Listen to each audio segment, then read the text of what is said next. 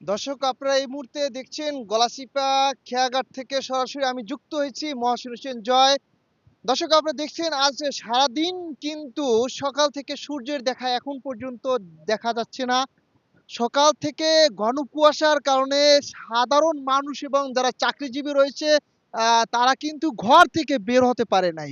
দর্শক আমি যদি একটু দেখাচ্ছি যে আজকে সকাল থেকে সারাদিন এখন পর্যন্ত যে সূর্যের আলো দেখা যাচ্ছে না এবং দেখেছে এবং যারা দীর্ঘ ও সর্বসময় যারা পথ চলাচল এবং করে তাদের সাথে আমি একটু কথা বলে জানবো আসলে তাদের আসলে অবস্থানটা কি?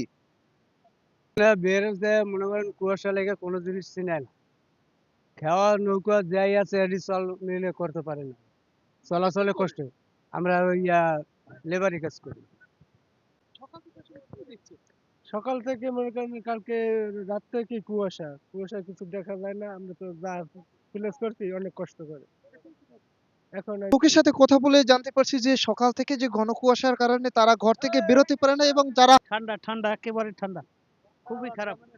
এবং চলাচল কি করে কম বেশি চলাচলতি আছে। আপনাদের ভোগান্তিটা কি হচ্ছে? আমাকে ভোগান্তি তো কালের মধ্যে খাড়াই দিয়েছি।